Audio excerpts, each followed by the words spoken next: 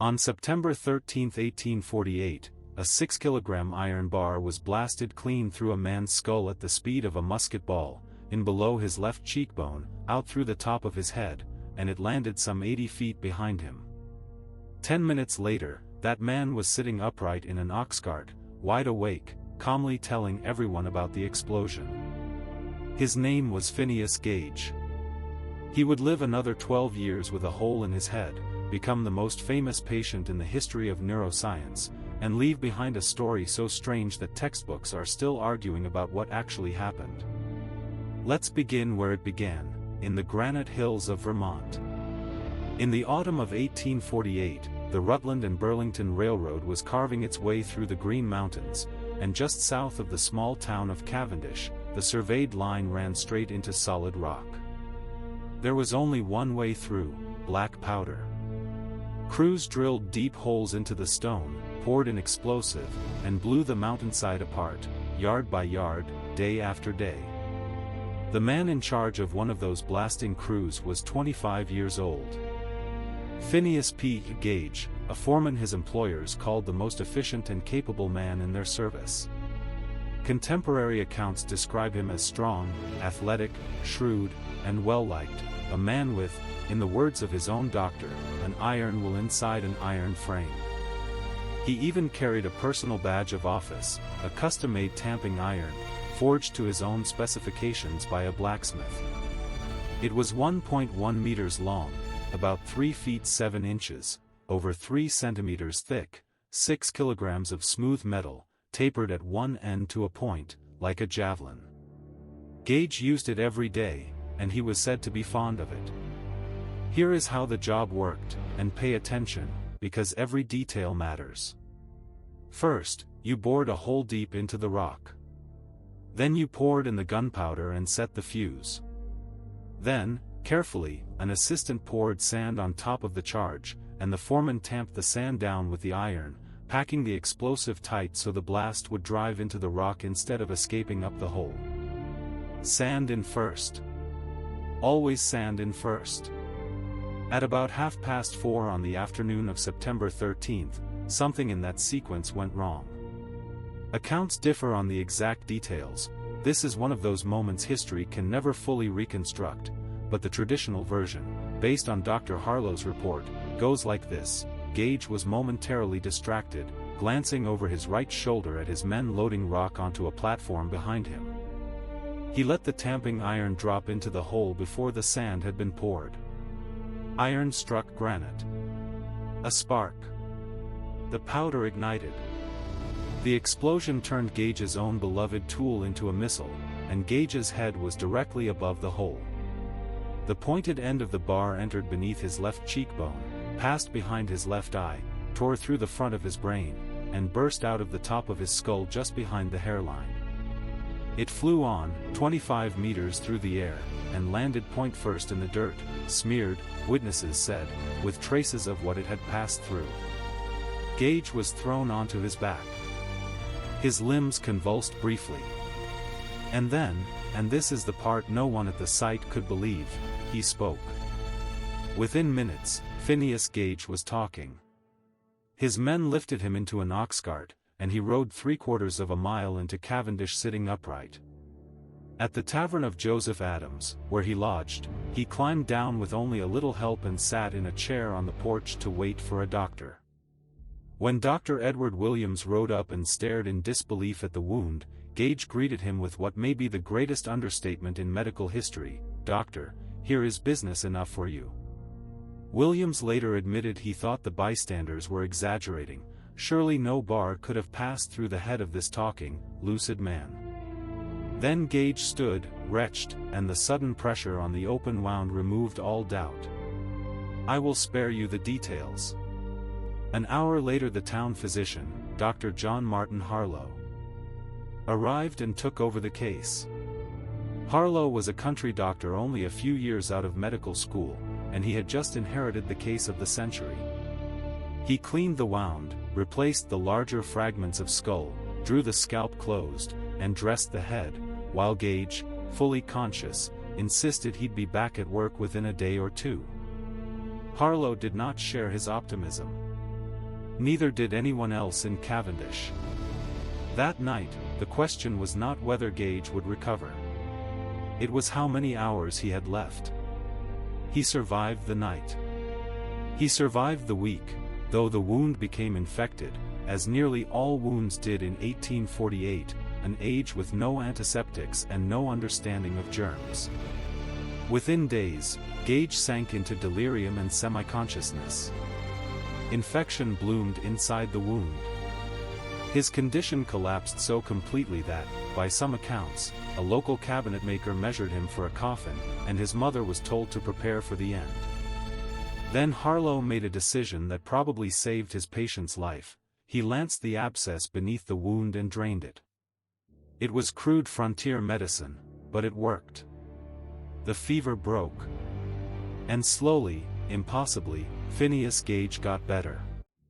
By late November, 10 weeks after a 6-kilogram bar had passed through his brain, he was walking the streets of Cavendish, blind in his left eye, scarred, but alive.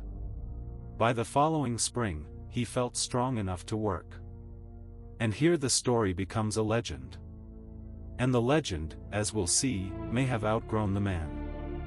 When Gage's old employers met him again, something was different.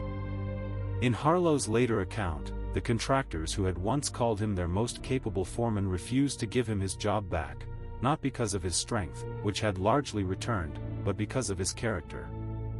The Phineas Gage they had known was balanced, disciplined, persistent. The man who came back, Harlow wrote, was fitful, irreverent, profane, impatient of restraint, capricious, devising one plan after another and abandoning each in turn. In the most quoted line in the history of neuroscience, his friend said simply that he was no longer Gage. Now, a flag of honesty, because this channel deals in real history.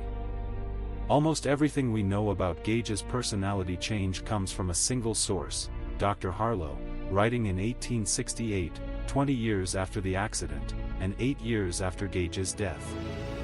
Harlow's original report from 1848 mentions no personality change at all. And later textbooks inflated the story shamelessly. You can find versions claiming Gage became a violent drunk, a liar, a psychopath, a drifter who never worked again. There is no solid historical evidence for any of that.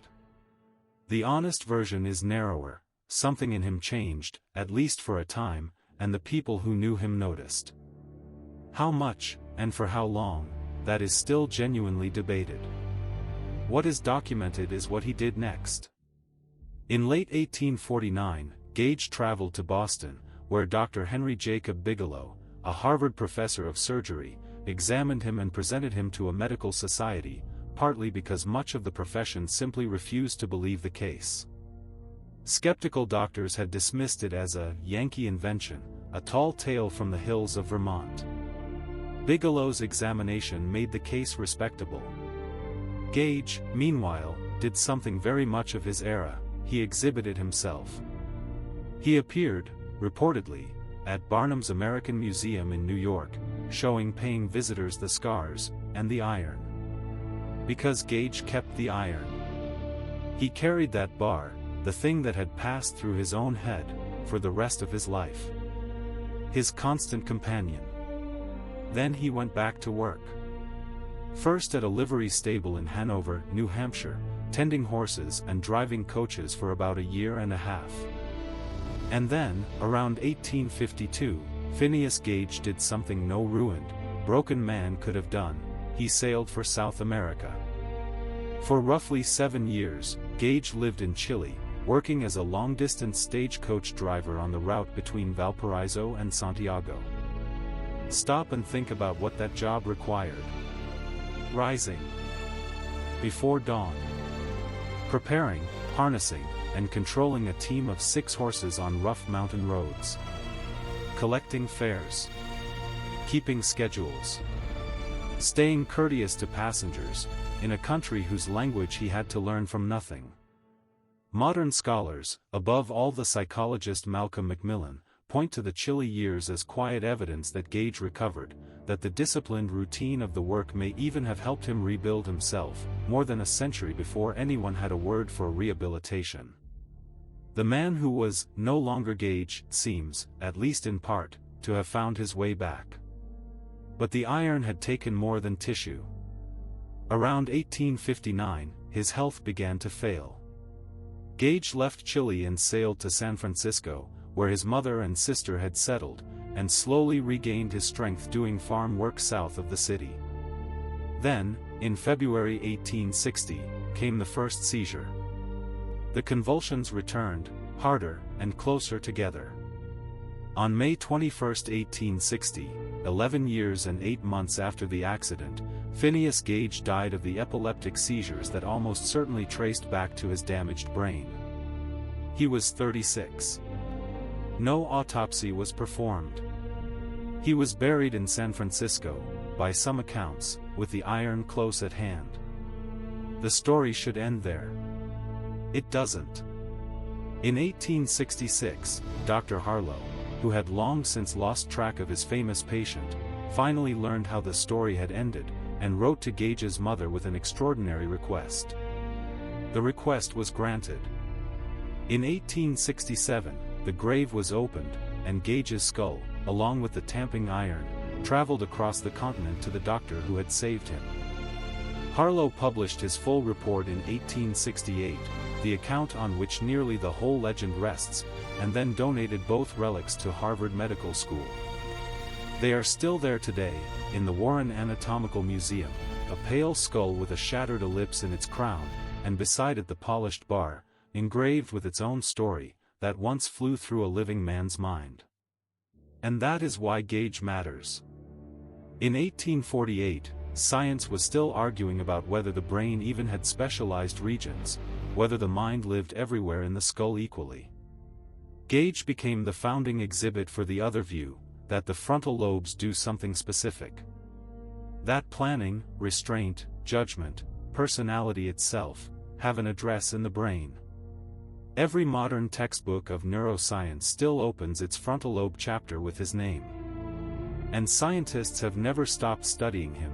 In 1994, researchers digitally reconstructed the iron's path through his skull. In 2012, new models mapped the damage onto the brain's wiring. Then, in 2009, something remarkable surfaced, a daguerreotype, the only confirmed portrait of Gage. And it shows none of the monster from the textbooks. It shows a handsome, well-dressed young man, one eye closed, jaw set, proudly holding the iron that nearly killed him. Not a victim. A survivor, posing with the enemy he beat. Phineas Gage's skull sits in a glass case in Boston, and it is still teaching, not just about what the frontal lobes do, but about how easily a true story becomes a myth, and how a man with a hole in his head could be remembered for the wrong reasons for 170 years. If you want more forgotten history that sounds made up but isn't, subscribe, and I'll see you in the next one.